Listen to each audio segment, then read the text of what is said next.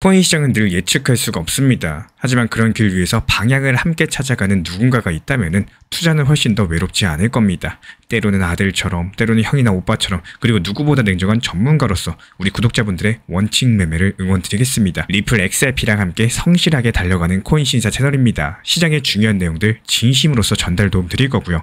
저는 언제나 업비트랑 빗썸, 현물 매매 원칙 안에서만 안정적인 길만을 권장 드릴 겁니다. 현실적인 비중 조절, 흔들리지 않는 원칙 매매, 그리고 시장의 진심을 전달드리는 곳, 그게 바로 우리 코인 신사 채널입니다. 최근 이전 영상 통해서 스콧 베센트 미국 재무부 장관이 말레이시아 쿠알라룸푸 회담과 관련된 브리핑 드린 바가 있었죠. 현재 미국 중국 간의 무역 협상이 거의 마무리 단계에 들어선 상황입니다. 그리고 그게 다음 주쯤면 서명까지도 가능할 것으로 보여지고 있는데요. 애초에 최근에 비트코인 완만한 상승 구간 타다가 갑작스럽게 하락했었죠. 그 갑작스러운 급락이 나온 이유가 뭐였습니까? 이 미중 무역 전쟁이 다시 재개되는 건 아닌가? 이런 불안감들 때문에 약세장이 시작이 됐었습니다. 역사상 최대 규모의 선물 포지션 청산 사태도 일어났었고요. 그렇기 때문에 현재 미중 협상이 완만하게만 마무리가 되어준다면 다시 한번 안정적인 상승 국면 충분히 탈 수 있을 것으로 전망이 되고 있고요. 조금 더 설명드리자면 이번 협상에서는 히토류라는 단어가 핵심처럼 걸려 있습니다. 이 전 세계 첨단 산업이 돌아가는데 반드시 필요한 금속인데 이제 중국 쪽에서 그걸 쥐고 있죠. 이 미국 입장에서는 이걸 빼앗기면 반도체나 전기차, 심지어 군수 산업까지도 마비가 될 수 있는 구조이기 때문에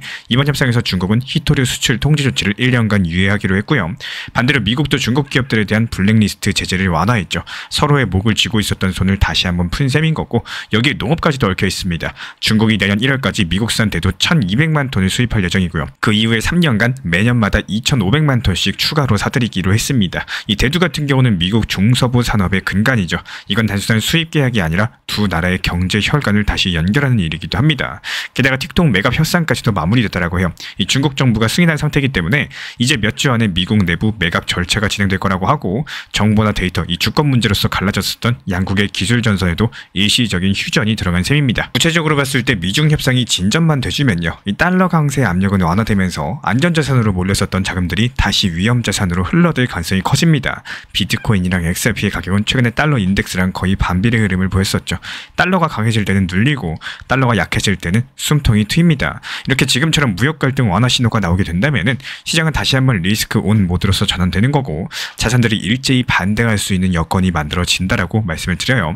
이 XRP 리플 차트만 보더라도 거래량이 줄면서 저점이 점점 높아지고 있습니다. 이런 흐름은 누군가가 조용히 XRP를 모으고 있다는 뜻이겠죠. 미국과 중국이 손을 잡는 순간에 글로벌 결제 시스템의 경계선이 다시 흐려지기 시작을 합니다. 이 미국이 달러 패권을 유지하려면 결제망을 지켜야 되는데요. 반면에 중국은 위안화를 디지털화하고 자국 결제망을 확대하려고 합니다. 이런 구조 속에서 XRP는 중립적인 브리지 자산으로서 계속 부각이 될 겁니다. 특히 히토류 협상 같은 경우는 그냥 광물 이야기가 아니에요. 이 산업 공급망이 재편된다? 그렇다면 거래 정산 시스템도 함께 바뀌기 때문에 국가 간의 자원 결제, 기술 로열티, 무역 전산 같은 것들이 투명하고 빠르게 이루어져야 되는데 이런 흐름 속에서 블록체인 기반의 결제망이 필요성이 커지고 있습니다. 리플이 그동안 미국과 아시아를 연결하는 결제 인프라로서 자리 잡으려고 했던 이유가 바로 여기에 있는 겁니다. 그리고 11월 XRP에게 주어진 시간이 다가오고 있습니다. 지난 몇 년 동안 수많은 루머랑 기대가 교차했었지만요. 이번 11월만큼은 그 이야기가 달라진다는 거예요. 이 규제 불확실성의 종지부, ETF 승인 심사, 온체인 유틸리티 확장까지도 이 세 가지 축이 동시에 맞물리면서 시장 전체의 시선이 리플로 쏠리고 있습니다. 그동안 XRP를 짓눌러왔던 거는 규제였습니다. 이 미국 SEC랑 소송이 길게 이어지면서 기관 자금이 들어오지 못했었고 이 시장은 늘 기다림으로 버텨야 됐었죠. 하지만 올해 이런 분쟁들이 사실상 마무리 단계에 들어가면서 상황이 완전히 달라졌다는 거예요. 이제부터 남은 거는 명확한 규제 환경 안에서 리플이 얼마나 빠르게 제도권 자금을 흡수하는지 여부입니다.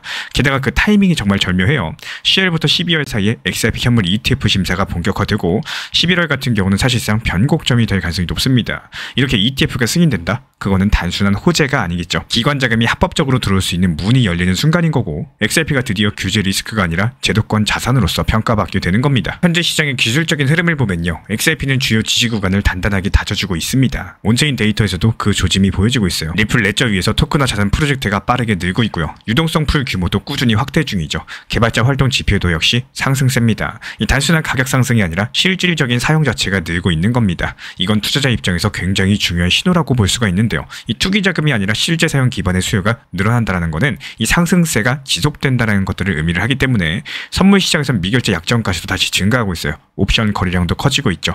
이런 것들이 기관과 고래 투자자들이 다시 포지션을 잡기 시작을 했다는 뜻입니다. 11월 ETF 이벤트를 앞두고 시장이 다시 한번 기대감을 한몸으로 드러내고 있는 셈입니다. 이번 달 10월 시장은 겨울이 오지도 않았는데 마치 겨울바람처럼 차갑게 느껴졌습니다. 이 비트코인도 잠깐 약세 흐름을 보이면서 많은 분들께서 긴장하고 계시죠. 하지만 이 하락 같은 경우는 표면만 보면 단순한 조정 같아도 그 속을 들여다보면 이야기가 전혀 달라집니다. 지금 이런 구간들이 누군가가 설계해놓은 심리의 장에 가까운 거고, 이번에 미국 연준의 금리 인하 그리고 파월 의장의 QT 종료 선언이 시장이 시사하는 바가 상당히 큽니다. 역사적으로 금리 결정 직후에는 늘 비슷한 그림이 반복이 되어 왔는데요. 연준이 금리를 내리든 유지하든 이 조정 직후의 시장은 항상 잠깐의 흔들림을 겪은 바가 있었죠.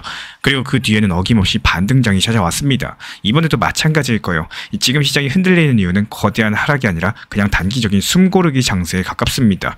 파월 의장의 QT, 즉 양적 긴축의 종료를 직접 언급했다는 점이 상당히 중요한데, 이거는 앞으로 유동성의 문이 다시 열리고 있다는 뜻인 거고, 돈이 시장으로 들어올 준비가 끝났다는 신호죠. 이 과거에도 이런 발언이 나온 뒤에는 항상 대규모 상승 랠리가 이어진 바가 있습니다. 제 비유를 들자면 비트코인 현물 ETF 처음에 승인됐을 때 어땠죠? 한꺼번에 수익 실현, 차익 실현으로 이어지면서 오히려 하락을 했었죠. 그런 흐름들과 비슷하다라는 거고, 지금의 조정은 오히려 하나의 설계된 움직임으로 볼 수가 있다는 거예요. 이 시장에는 늘 심리를 흔드는 손이 있습니다. 조금만 하락이 나와도 개인분들께서는 공포에 손절을 하시고, 그 사이에 기관과 고래들은 조용히 물량을 쌓아갑니다. 이 구도는 늘 똑같아요. 하락이 깊어질수록 개인은 빠져나가고 그 자리를 누군가가 차분하게 채워나갑니다. 결국에 반등이 시작되면은 그들이 털어낸 개인의 물량 위에서 새로운 상승장이 만들어지게 된다는 거예요. 기술적인 흐름으로 보더라도 시장은 구조적으로 무너지지 않았어요. 이 비트코인은 주요 지지 구간 안에서만 움직이면서 거래량은 줄었지만 패닉셀은 나오지 않았습니다. 온체인 지표를 보면 장기 보유자들은 여전히 코인을 옮기지 않고 있고, 고래들의 지갑 잔고는 오히려 조금씩 늘어나고 있습니다. 이게 마치 가격이 빠질 때마다 누군가는 매수하고 있다는 뜻인 거죠. 이 단기 투자자들이 공포에 흔들리면서 내놓은 코인을 큰손들이 조용히 흡수하는 전형적인 패턴입니다. 이제 이 흐름의 본질로 가볼게요. 비트코인 시장은 지금 가격 조정이 아니라 포지션 재배치 구간에 있어요. 이 단기 투자자의 자리에서 기관 투자자의 자리로서, 이 투기에서 실물 기반 자금으로서 돈의 성격 자체가 바뀌고 있는 거죠. 이건 단순한 시세 변화가 아니라 시장 체질의 전환인 거고, QT 종료랑 유동성 회복, 이 두 가지가 동시에 작동할 때 시장은 언제나 방향성을 바꿨습니다. 지금도 그 시그널이 보여지고 있다는 거예요. 우리 구독자분들께서 가장 많이 착각하시는 게 하나 있습니다. 하락장에서 버티는 걸 무능으로 보시고요. 반등장에서 진입하는 걸 안전하다라고 느끼시는 거예요. 하지만 역대적으로 큰 수익은 언제나 이런 공포의 구간에서 만들어졌습니다. 누군가는 이런 하락을 버티면서 포지션을 쌓았고, 또 누군가는 이런 구간들을 두려워하십니다. 이 차이가 나중에 자산의 차이로 이어지죠. 지금의 시장은 하락장이 아닙니다. 이 다음 랠리를 준비하는 구간인 거고, 심리가 흔들릴수록 방향을 다시 점검하셔야 될 때고, 나만의 원칙을 더 단단하게 세워야 될 타이밍입니다. 가격보다 중요한 건 구조예요. 이 비트코인은 이미 다음 상승의 포물선을 그리기 시작을 했고요. 유동성이 돌아오고 심리가 안정만 되면은 이런 눌림목들 오히려 중장기 투자자에게 가장 큰 기회가 될 겁니다. 지금은 흔들릴 때가 아니라 오히려 준비하셔야 될 타이밍이라는 거. 이 시장은 조용히 다음 챕터를 쓰고 있습니다. 그 페이지가 완성될 때 이미 자리 잡은 사람들만이 그 랠리의 첫 번째 줄에 서게 되실 겁니다. 리플 XRP랑 관련된 실시간 매수 매도 타점, 속보들까지도 우리 신사 채널 차원에서 모니터링 중에 있고요. 이에 따른 단기 반등 타점에서 빠르게 실시간 브리핑 도움 드리고 있기 때문에 우리 신사 채널 구독해주신 분들 중에서 실시간 커뮤니티방 입장 원하시는 분들 현재 보이는 번호로 문자 신청 주시면 입장 도움 드리도록 하겠습니다. 지금 시장에서의 장기 투자는요, 말로만 외치는 게 아니라 행동으로 증명하는 겁니다. 이 시장은 내일도 열리고 한 달 뒤에도 열리고 내년에도 또 열립니다. 그렇게 늘 열려있는데 우리는 이상하게도 늘 조급하죠. 리플이든 이더리움이든 어떤 코인이든 나는 장기 투자자야 라고 말은 하지만요, 속을 들여다보면 대부분이 단기 매매자의 심리로서 하루하루를 버텨나가고 있습니다. 가격이 오르면 팔고 싶어서 안달이 나고요, 떨어지면 오히려 불안해서 밤잠을 설치시죠. 시장이 빠질 때 괜찮아 난 장기 투자자야 이러면서 스스로를 다독이시지만 그때가 오히려 평균 단가를 낮출 수 있는 절호의 기회였습니다. 그런데 이런 기회를 잡지 못하는 이유는 진짜 장기 투자는 시간을 버티는 인내가 아니라 두려움 속에서도 움직일 수 있는 용기이기 때문이에요.